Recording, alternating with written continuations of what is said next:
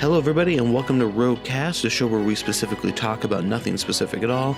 I'm your host, Travis Kunze, and we're going to be doing things a little bit differently today because I do not have a guest for today's show, which is, again, a little bit different. The first few episodes, we've been really blessed in having three amazing guests. Our first episode, we have Corey Steiner talking about social media and marketing.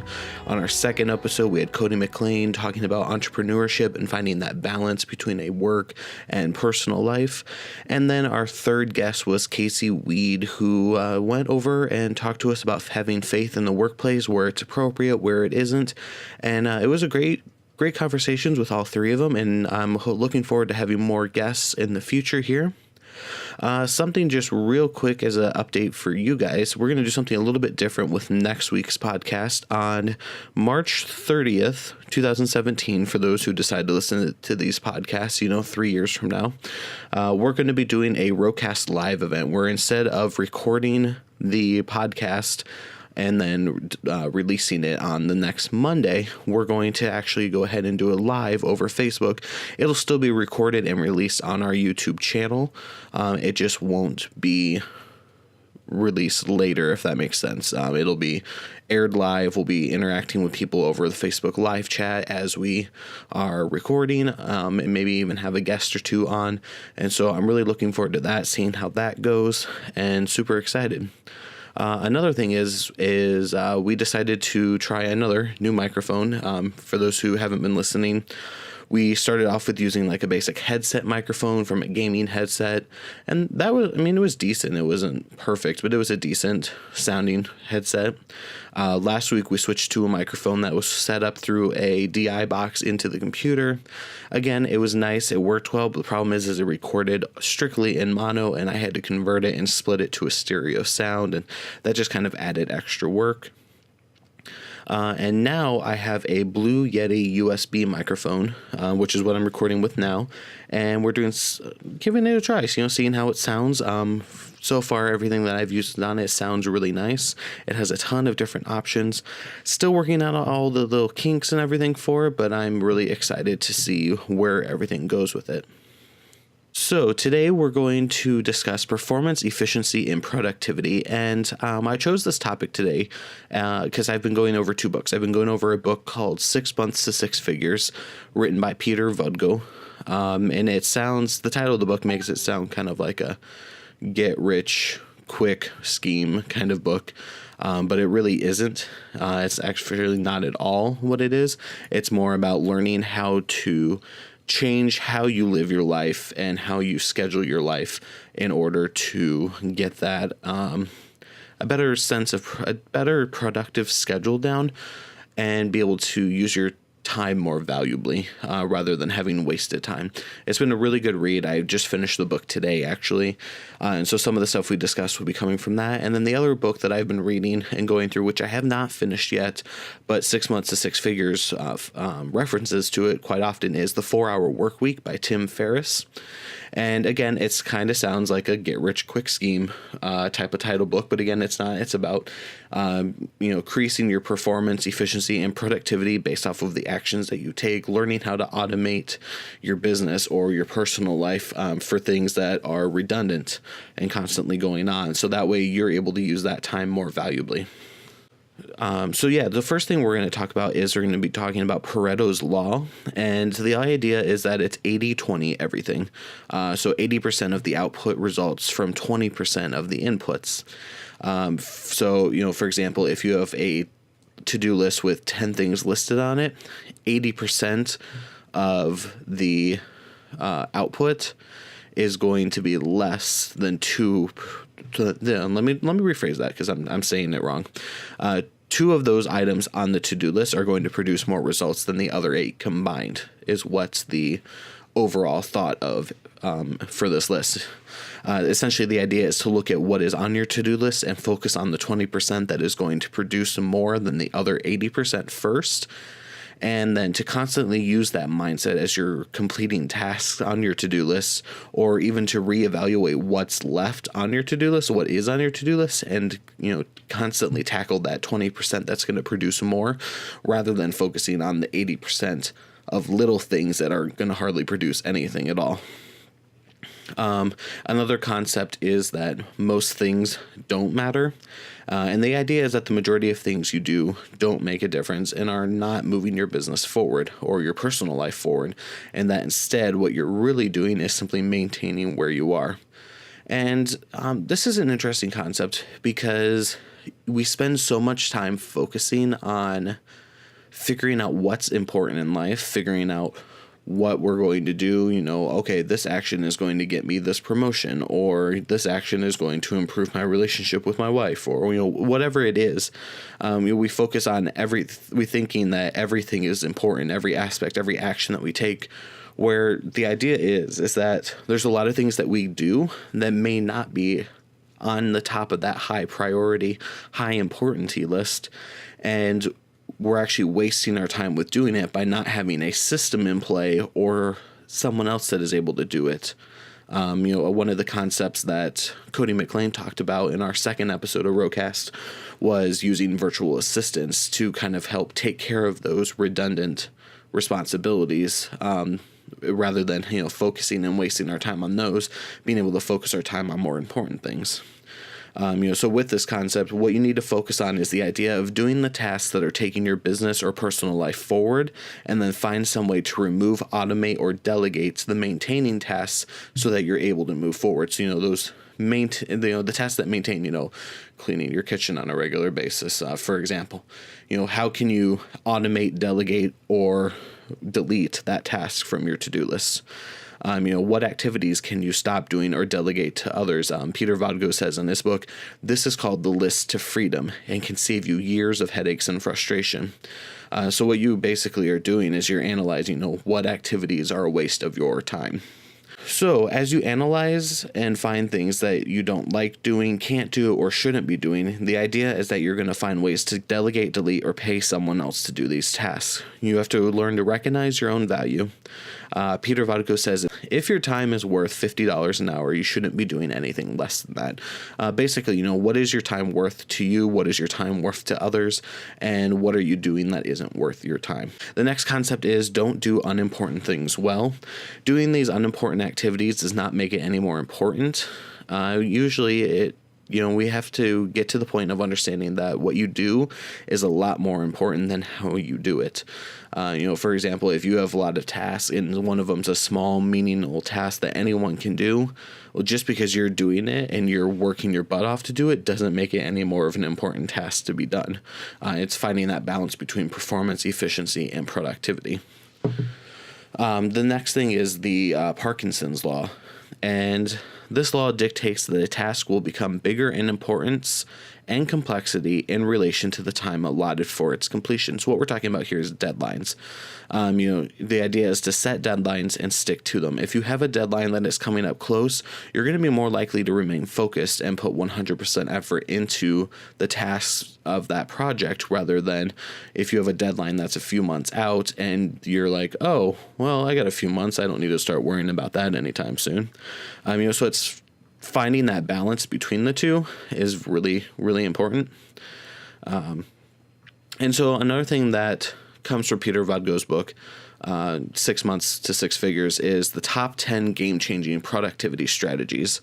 And basically these are ways to increase your focus, your performance, and your overall efficiency and productivity.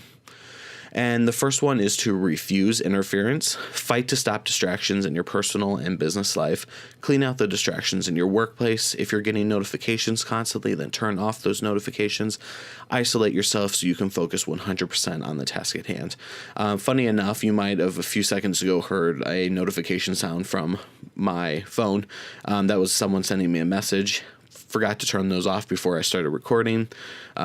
We all make mistakes. Things happen. But then that's the type of thing they're talking about, is if you're constantly getting messages from people and they're not something that need to be responded to immediately, take the time to turn off your notifications or turn your phone off for a little bit when you're focusing on a project so that you can have 100% focus and not have that constant distraction. When we are getting notifications, it's natural for us to feel like we need to respond right away. It's a stimulant, actually, to have those types of things come in constantly. It makes us feel more important, makes us feel like we're wanted more. And so that's why it can end up being more of a distraction than anything else. The second thing is you have to stop multitasking. The idea of multitasking sounds really appealing, and I used to focus heavily on being a professional multitasker, or at least that's what I used to tell myself. But after years and more or less recently, I'm finally realizing that my mom was right when she told me multitasking is less efficient than focusing on one thing at a time. And I used to think that she was crazy. I used to think, well, that's why you never get anything done. Turns out it's why she got a lot of stuff done, is because she would focus on one thing at a time and not try to focus on 50 at one time. And recently I started to put this into practice where if I have a project coming up with a deadline, so I intentionally focus everything else out, turn off and close any documents that I don't need, disable notifications so I'm not getting distracted. And I find that I can complete one task that would have taken me several hours to complete while trying to multitask in an hour or less of time. So multitasking is actually more of a time reducer or a performance reducer than it is an enhancer. Another thing is, making decisions based on your standards and not your emotions. When you choose to make a decision based off of your emotions, you tend to end up making the wrong decision. This is very true. If I'm angry, I am going to make a decision based off of that anger. If I'm sad, I'm going to make a decision based off of feeling sad. But if I take the time to step back and not make any decisions in those moments where I'm feeling those emotions and analyze based off of my beliefs, my standards, how things are run, then it's going to be the better decision to make in the long run. And it's not going to be just a quick reaction decision. Another thing is to kill procrastination. Stop waiting for the ideal conditions to come up in order to complete tasks. You need to instead create those ideal conditions or change your methods in completing the task at hand. Nothing is ever perfect, so waiting for perfection is nothing but a waste of time. And I'm finding that this is also really true. I used to think, the right client's going to come along that is going to jumpstart my career, jumpstart my business, and send me flying forward. And the fact is, it's just not true. Some people get lucky enough that does happen, but that's not the normal. It's not the average. You have to go out and you have to look for those types of clients. You have to look for those types of opportunities. And I use business as a kind of reference for everything because that's where I'm at in my life right now, is focusing on building my business, building my career path, and growing in that area. But you can apply these ideas and these lessons to any aspect of your life. And in a lot of ways, I said to myself, I'm sick and tired of being sick and tired and always on the bottom end of the totem pole. I want to get to the top, which means I can't just sit and wait for someone to throw me to the top. I need to start making the climb to the top. And that's basically what they're saying here by kill procrastination. Don't wait for that perfect opportunity. Create the perfect opportunity. Another concept that they talk about is creating a stop doing list. And this list can actually end up being more important than a to-do list. If you realize that there are habits you have that are distractions or commitments you're involved in that are not beneficial, then you may need to have a stop doing list and accomplish this list. So making a list of things that are of no use, they're not beneficial, they're in any way, and whether it's for business, relationships, or personal life, professional life, whatever it is, if it's not beneficial, then it's a waste of time, essentially. And one of the things that Steve Jobs once said was what made Apple successful was not so much what they chose to build, but all the projects they chose to ignore because they weren't going to be beneficial to the company. Even if they were the coolest project out there, they still weren't going to be beneficial. Another thing is to get into the zone. We're addicted to distractions. Distractions oftentimes release dopamine in our bodies, which makes us feel good. And it goes back to when I was talking about notifications, why they're more of a distraction, because it keeps you, it gets you distracted from focusing on what's at hand, what's the project at hand. And so you have to, when you're working on a project or working on hitting a deadline or a goal, you have to focus 100% on it. You can't be distracted by other things out, oh, look, there's a squirrel. You can't be distracted. You have to be able to focus, whether that's cutting yourself off from everyone and everything, or setting even designated times for things, going, okay, from 2 to 3 in the afternoon, I'm not going to be distracted by this at all. You have to figure out what that means for you to get in the zone. Another thing is you have to sell yourself. Most people struggle to focus consistently because they haven't sold themselves on the task at hand. You need to know the importance of what you're doing and the purpose and ideal outcome that you are seeking to attain. So you need to basically be able to answer the who, what, when, where, how, and why questions and be able to go, okay, there's a reason behind what I'm doing. I'm not doing this just to do it. Another thing is to show up charged. You have to know that how you show up to work is how your entire day is going to unfold. So if you show up energized, pumped, ready to get those tasks done, then you're going to, fly through that day being productive, being energized, being ready to go and tackle all those tasks. But if you come to work with a negative attitude or a foggy mentality because you stayed up too late the night before watching, The Bachelor or whatever you're watching on television, or, playing a video game or something, then you're going to have that same ideology when it comes to your next day approaching those tasks. It kind of follows the concept of early to rise and early to bed. If you're getting up early and getting in either a good workout, a good breakfast, whatever it is that it takes to energize you, then going to work with that and accomplishing all that, and then getting to bed early so you're getting a decent amount of rest before getting up and doing it again the next day. That's really kind of what it means to show up charged and ready to tackle those tasks. Another thing is you want to get great at reverse engineering. No matter what industry you work in, someone has done the same work that you've done. And you need to be able to examine the work that your competition has done or is doing, take it apart, and figure out a way to do it better. Figure out a way to either eliminate a middleman, figure out a way to increase the overall quality, figure out a way to decrease the amount of time it takes to do it. You have to be able to study your competition and figure out, how can I do it better than they're doing it? And then another thing is you have to put all of these to practice. You have to practice productivity. The more you practice, the better you'll get, and the more of a habit it will become.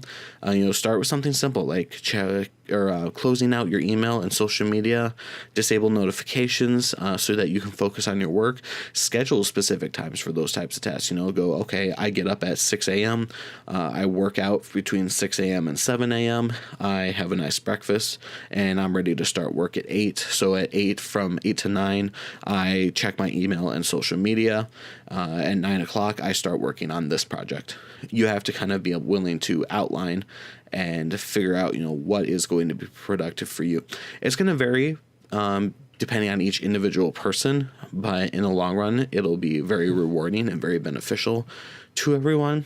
So, one of the things that I've been doing is I've been working on taking all of these pieces of advice from these 2 books, and there's more books that I even want to read that can give even more information. And that's another thing I recommend. Always be reading. Always be ready to educate yourself. Because in the long run, when you're running a business, when you're working on a project, you're never truly done educating yourself. Just because you have a college degree does not mean that, you're ready to...